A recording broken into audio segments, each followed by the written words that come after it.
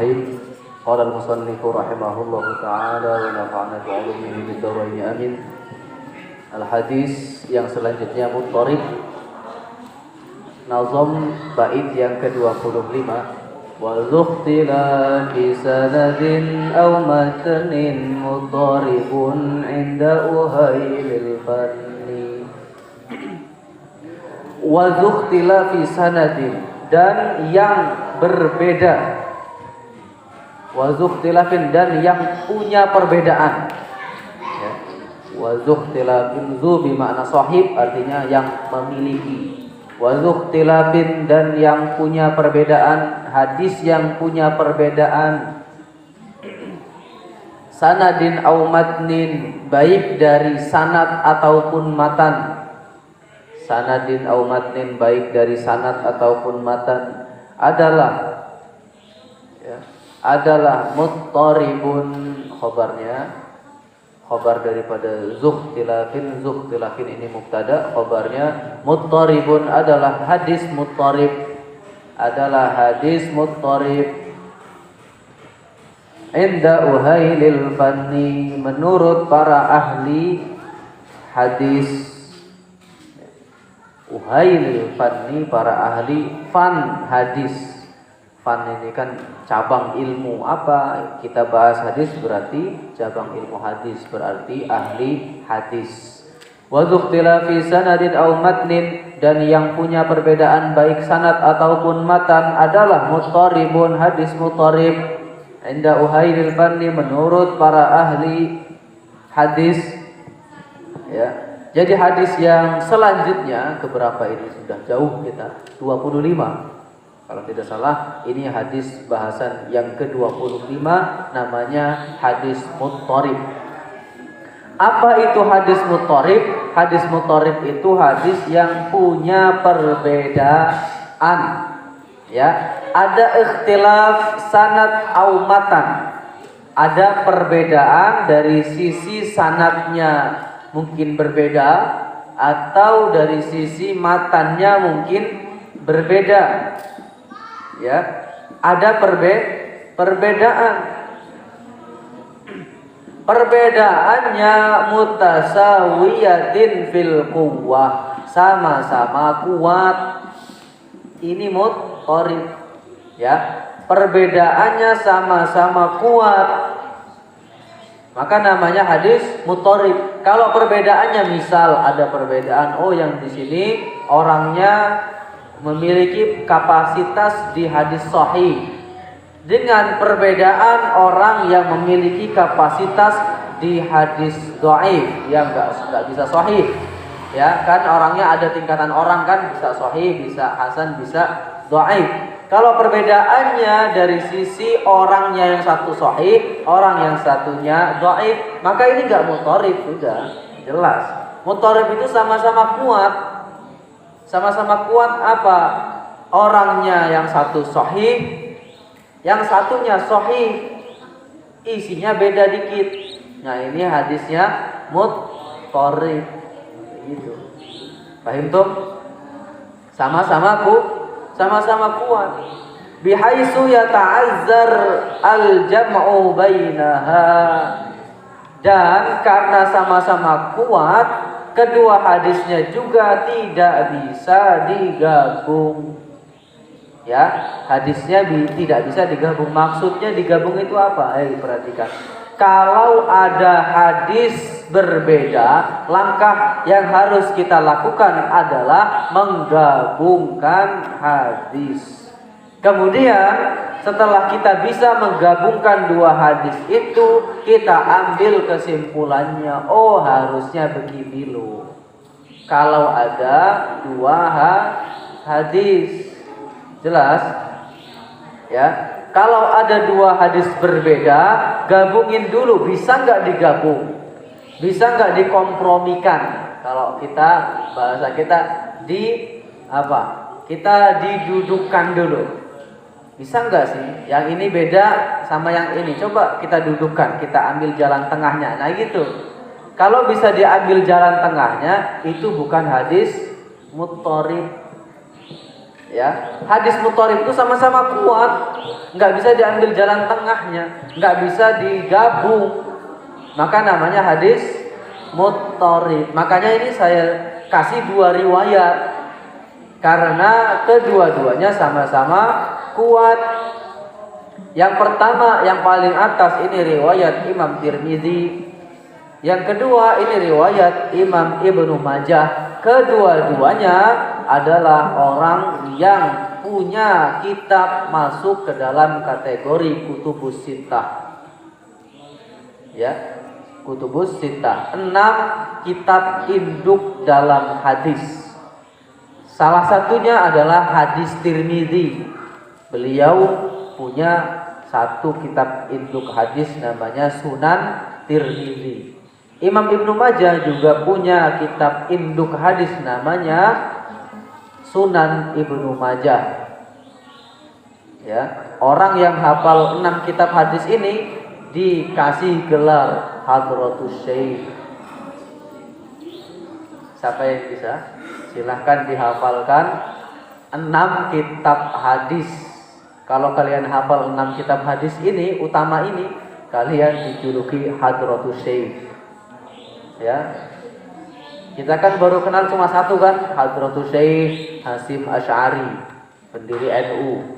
Berarti beliau apa? Hafal 6 kitab utama dalam hadis. Hadis Bukhari 7.000 lebih hafal. Hadis Muslim 4.000 lebih hafal. Hadis Tirmizi berapa ribu? Banyak juga. Hafal juga. Hadis Ibnu Majah juga beribu-ribu, hatam juga. Hadis Abu Dawud berapa ribu, hatam juga. Hafal ya, bukan hatam, hafal juga. Kemudian hadis Imam Nasa'i hafal juga. 6 kitab induk dalam hadis hafal, nanti kalian dapat gelar Hadratus Syekh. Hafal ya. Hafalnya gak cuma isi, sanad-sanadnya juga. Ini kan isi doang, ini sanad gak ada tulis. Sanadnya panjang. Ada yang sanadnya sampai 7, 6, an sapa, haddasana, man siapa.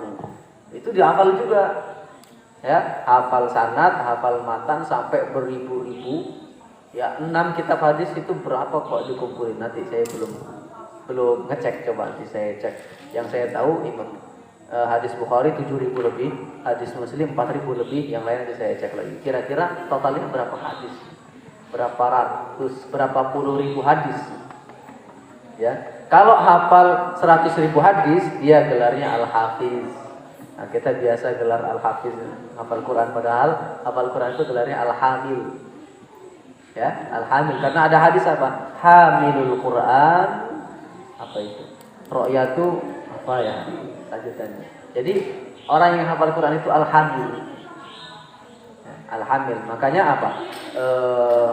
Iqra'ul Quran fa innahu ya'ti yaumal qiyamah syafi'an li ashabi. Ashabnya ini siapa yang dikasih syafaat Quran? Adalah orang-orang yang hamilul Quran. Beda. Ya, beda. Al-Hafiz itu hafal 100.000 hadis beserta matannya. Kalau Al-Hamil itu hafal Al-Quran, atau sebutan yang lain mukri. Kan ada sanadnya di Ali yang di sana itu kan. Lihat aja awalnya kadang ada mukri siapa. Itu sebutan. Enggak ada kan di situ Al-Hafiz urutannya itu. Ada enggak? Kayaknya ditempel di sana kan? Lihat ya. Ada enggak Al-Hafiz? Kayaknya enggak. Adanya mukri ke atas. Ini sebutan sekarang ini aja. Ya, karena secara makna Al-Hafiz penghafal. Tapi Al-Hafiz itu penghafal hadis 100.000 hadis, seperti Al-Hafiz Abdul Ghani Al-Maqdisi. Biasanya di awal dia, enggak di akhir. Al-Hafiz Abdul Ghani Al-Maqdisi. Kalau hafal ada sebutannya hujjah. Dia hafalnya berapa? Hafalnya 300.000 hadis beserta matan. Banyak dan lebih daripada 6 kitab hadis tadi. Di atasnya Hadratus Syekh juga. Al-Hafiz juga di atasnya Hadratus Syekh. Ya. Hujjah di atasnya Hadratus Syekh, di atasnya Al-Hafiz. Hujjah. Kita biasa mendengar Hujjatul Islam Abu Hamid bin Muhammad Al-Ghazali. Imam Al-Ghazali berarti beliau hafal 300.000 hadis. luar biasa. Hujjatul Islam, al-hujjah. Ya. Itu. Nah, ini hadis yang pertama, anin Nabi sallallahu alaihi wasallam qala inna fil mali lahaqqan. Inna fil mali lahaqqan. Sesungguhnya di dalam harta itu ada hak orang lain. Siwa zakah, kecuali zakat. Jadi dalam harta kita itu ada hak orang lain. Ini kecuali zakat ya. Kalau zakat kan wajib kita keluarkan. Itu wajib, itu nggak usah ditanya lagi. Zakat itu wajib. Selain zakat, rupanya kan zakat itu hak orang lain kan. Sama, kita ngasih zakat kemana? Ke orang lain. Selain itu ada nggak hak orang lain? Kalau kata yang hadis pertama Imam Tirmizi, inna fil mali lahaqqan siwa zakat. Berarti dalam harta kita ada hak orang lain, maka sedekahlah. Pernah kan dengar sesungguhnya di dalam harta kita itu ada hak orang lain? Pernah pasti kita dengar kayak gitu ya toh? Makanya kita disuruh sedekah karena dalam harta kita itu sebenarnya ada hak orang lain yang harus kita berikan. Tapi hadis yang kedua riwayat Ibnu Majah itu laisa fil mali haqqun siwa zakah. Berbeda banget. Laisa fil mali haqqun, tidak ada di dalam harta, tidak ada di dalam harta itu hak orang lain siwa zakah, kecuali zakat. Berarti cuma zakat doang. Ya, cuma zakat doang, nggak ada yang lain. Tapi kalau yang riwayat Tirmizi di atas itu ada hak orang lain di dalam harta kita. Kalau riwayat Ibnu Majah tidak ada hak orang lain di dalam harta kita kecuali zakat doang. Kalau zakat memang wajib kita keluarkan kepada orang lain. Tapi selain itu nggak ada hak orang lain. Kalau mau sedekah ya silakan sedekah, bagus gitu. Jadi perbedaan ada. Dua-duanya perhatikan. Yang pertama ada hak orang lain. Yang kedua tidak ada hak orang lain. Bertentangan kan? Berbeda kan? Beda banget. Dan dua-duanya sama-sama kuat. Sama-sama kuat. Ya. Maka ini namanya hadis mudharib. Tidak bisa digabungkan keduanya karena kedua-duanya sama-sama kuat. Tidak bisa diambil jalan tengahnya juga. Ya sudah, kita pahami sesuai teksnya bahwa silakan bahwa memahami yang hadis pertama dalam harta kita ada hak orang lain atau berdalil dengan yang dalil kedua, hadis kedua bahwa dalam harta kita ya enggak ada hak orang lain kecuali zakat saja. Dan yang terpenting adalah sedekah itu baik ya.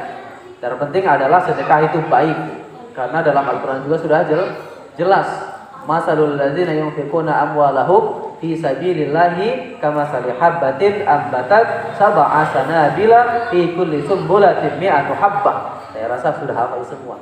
Kalau kita berinfak harta di jalan Allah Subhanahu wa taala, itu akan diberikan ganjaran dari Allah seperti 7 ranting. 7 tangkai, dan setiap 7 tangkai itu ada 7 ranting, setiap ranting menumbuhkan 700 biji. Mi'atu sumbulat mi'atu habbah. Setiap ranting ada 100 biji. Berarti kalau sedekah infak 1 dibalas 700. Dalam Al-Qur'an begitu. Jadi kalau kalian pengen dikasih rezeki 700, sedekah 1. Kalian gini nih, sedekah ke kawan kalian, udah saya beliin baksonya, berapa bakso? 5.000. Oh, nanti dibalas tuh 700. 5 kali 3 berapa? 35. Tambahin nolnya 3. 35.000. Kok nolnya 3? Iya, tambahin 2 lagi. 3.500.000. Kalian sedekah bakso 5.000, nanti akan dikembalikan 3.500.000. Ya, yakinlah Allah yang ngomong kok kan. Dibalikin 700. Kapan dibalikinnya? Ya Allah alam, gitu saja. Saya pernah dengar ya waktu di pondok waktu kecil udah banyakin pahala, enggak apa-apa. Nanti kalaupun rezekinya tidak langsung diberikan semasa kalian belajar, kalau sudah besar, sudah dewasa, nanti rezekinya akan dikucurkan oleh Allah Subhanahu wa taala. Itu saya kata beliau, Ustaz Sonaji ya, ketiga ketika belajar. Banyakin pahala nggak apa-apa ketika mondok, walaupun mondoknya sengsara, sulit. Pahala itu kan nggak harus uang kan? Bersihin asrama, bersihin kamar ketika bukan jam piketnya, itu pahala. Nyapu masjid ketika bukan jam piketnya, itu pahala. Ya, walaupun piket juga pahala, karena kalian nggak digaji. Ya, kalau kamu nyapu terus dikasih 5.000 atau 10.000 ya beda. Kalian nyapu masjid kemudian nggak dikasih uang atau nggak dikasih iming-iming nyapu, nanti saya kasih bakso, beda itu. Berarti langsung dikasih balasannya kan. Kalau enggak, kalian nyapu-nyapu aja, oh saya nyapu-nyapu masjid terus tapi enggak pernah ada yang ngasih bakso. Ya enggak usah berharap, nanti dikasihnya nanti gitu loh. Entah di akhirat nanti dikasih dijadiin pahala. Ya, enggak usah berharap. Begitu, itu hadis mudharib. Kemudian hadis mudraj. Wal mudrajatu fil hadisi ma atat min ba'di al-fazir wa tittasalat. Kalian kalau sudah selesai jam wajib langsung ya, cepat biar kita bisa mulainya cepat juga. Mulai belakangan, selesai belakangan. Wal mudrajat dan hadis mudraj. Wal mudrajat dan adapun hadis mudraj. Adapun itu kalau saya ngartinya ada adapun itu utawi. Mubtada. Ya, ada tambahan adapun itu mubtada, kalau ada tambahan adalah itu khobar. Iku khobar. Ya, saya Indonesiakan saja pakai bahasa Indonesia biar ngerti lah. Jawa. Ya, masuk saya juga kurang terlalu lancar gitu. Belajar dikit-dikit. Wal mudrajat dan adapun hadis mudraj adalah. Oh, bukan, belum adalahnya, khobarnya belum. Wal mudrajatu fil hadisi dan adapun hadis mudraj dalam hadis dan adapun mudraj dalam hadis adalah ma'atat yang datang. Khabarnya adalah ma'atat yang datang. Kenapa itu kok ngobrol sendiri? Kita pulang aja. Kalau nggak mau ngaji ya merecokin malah ngobrol di belakang, nggak sopan. Minimal duduk diem dapat pahala. Belajar satu bab ilmu itu sama saja lebih baik daripada sholat 500 rakaat. Iya, ada juga saya pernah baca hadis itu, bukan hadis, kata Imam Syafi'i, saya lebih senang belajar satu bab daripada sholat beratus-ratus rakaat. Karena belajar satu bab itu karena ada hadis tadi itu. Ya, belajar satu bab ilmu pahalanya udah lebih daripada 100 rakaat sholat sunnah.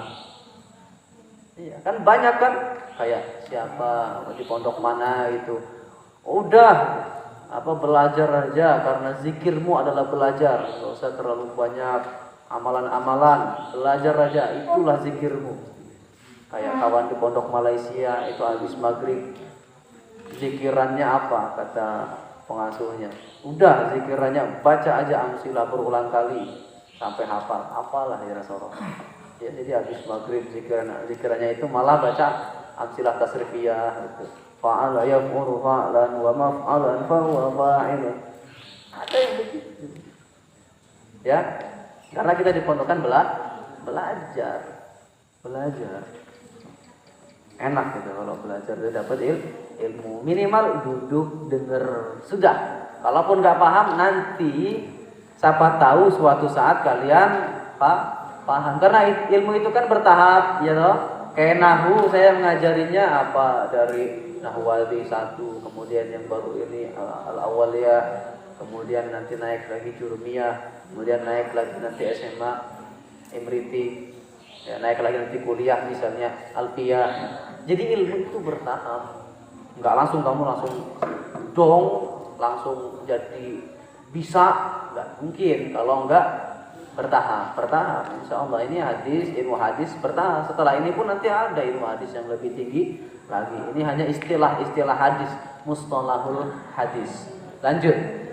Ma'atat yang datang min ba'di alfazir ruwati dari beberapa lafaz perawi. Min ba'di alfazir ruwat dari beberapa lafaz perawi.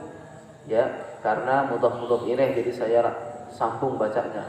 Ba'di alfazi mudhaf ilaih. Alfazir ruwat mudhaf ilaih. Jadi mudhaf ilaih ada dua di situ. Mudhaf ilaih. 3 kata digabung menjadi satu. Ba'di alfazir ruwat, sebagian lafaz perawi. Ya, jadi mudhaf ilaih itu enggak hanya 2 kata jadi satu, 3 kata jadi satu pun bisa jadi mudhafun ilaih. Sebagian lafaz perawi ittasalat yang nyambung. Jadi hadis dulu itu kan dibawa oleh ulama, ya toh. Hadis itu dibawa oleh ulama dan ada kemungkinan bahwa hadisnya bercampur dengan perkataan ulama, perkataan sahabat. Yang pertama bawakan sahabat. Bisa jadi hadisnya bercampur dengan perkataan sahabat, atau bisa jadi hadisnya bercampur dengan perkataan tabi'in, atau bisa jadi hadisnya bercampur dengan perkataan tabi'in. Seperti hadis mudraj yang ada di bawah ini. Man massa zakarahu au unsiyaihi au rufghaihi falyatawaddo. Ini hadis sudah bercampur dengan ucapan ulama, ya, ucapan rawi. Rawi itu siapa? Yang membawa hadis. Begitu. Kalam siapa ini? Saya artikan dulu ya. Nabi SAW sami'tu Rasulullah sallallahu alaihi wasallam, saya mendengar Rasulullah sallallahu alaihi wasallam qala, bersabda, man massa zakarahu, barang siapa yang menyentuh zakarahu, man massa zakarahu, barang siapa yang menyentuh zakarnya. Zakarahu itu kemaluan laki-laki. Au unsiyaihi, atau unsiyaihi, 2 alat reproduksi. Unsiyaihi yaitu, ya, au rufghaihi, atau rufghaihi. Rufghaihi ini apa? A'lal fakhizain, di atas 2 paha, yaitu paham lah ya. Menyentuh zakarahu atau unsiyaihi, 2 alat reproduksi, atau rufghaihi, 2 tempat yang berada di atas fakhizain, 2 paha. Falyatawaddo, maka berwudulah. Nah, ini ada tambahan dari pembawa hadis.